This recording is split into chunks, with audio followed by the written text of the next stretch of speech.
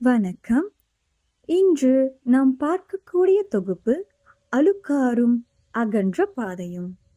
ஒரு நாள் புத்தர் மற்றும் அவரது சீடர்கள் ஒரு வனப்பாதையில் நடந்து கொண்டிருந்த போது ஒரு மனிதன் அவர்கள் வழியில் மண்ணில் விழுந்து கிடந்த தங்க நாணயத்தை கண்டான்.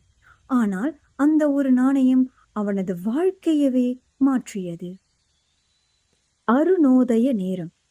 புத்தர் மற்றும் அவரது சில சீடர்கள் ஒரு கிராமத்தை நோக்கி சென்று கொண்டிருந்தனர்.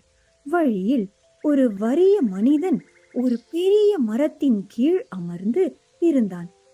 அவன் மிகவும் வறுமையில் இருந்தவன்.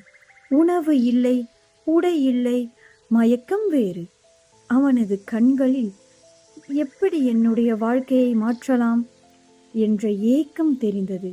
அதே சமயம் அவன் அருகில் ஒரு தங்க நாணயம் மண்ணில் ஒளிந்து கிடந்தது. யாரும் கவனிக்கவில்லை. அந்த வறியவன் அதை பார்த்ததும் முகத்தில் பெரிய மகிழ்ச்சி தோன்றியது. இது போதாதே, இன்னும் தேட வேண்டும் என்று சொல்லிக்கொண்டே அவன் அங்கு முழு நிலப்பரப்பையும் தோண்ட ஆரம்பித்தான். மரத்தின் வேர்கள், பூமியின் அமைதி எல்லாம் அவன் அழிக்க ஆரம்பித்தான். அவர் பசிக்காக கேட்ட ஒரு பாட்டிக்கு, "நீ எதுக்கு பிச்சை எடுக்கிற? தேடி பார்த்தா நாணயம் கிடைக்கும்" என்றான். அந்த வேளையில் புத்தர் அருகே வந்தார்.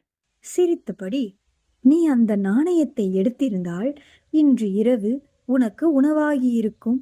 ஆனால் நீ அதைவிட மேலும் மேலும் தேட ஆரம்பித்தாய். அதனால் நீ இன்று ஒரு நாணயத்தையும் பெறவில்லை, உணவையும் இழந்துவிட்டாய்" என்றார். அழுக்காரம் நம்மை பல பாதைகளில் அனுப்புகிறது.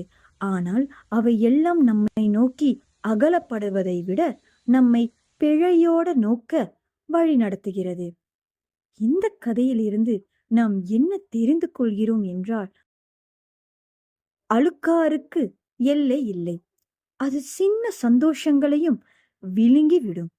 திருப்தி என்பதை உணரும் போதுதான் மனதிற்கு அமைதி கிடைக்கும். இந்த கதையில் நாம் சில புதிய வார்த்தைகளை பயன்படுத்தி இருந்தோம்.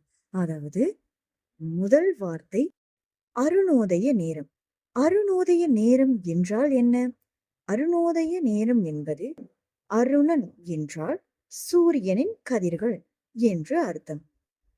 அருணோதய நேரம் என்பது சூரியன் உதிப்பதற்கு முந்தைய சில நிமிடங்கள் அல்லது சில நேரத்திற்கு முன்பு.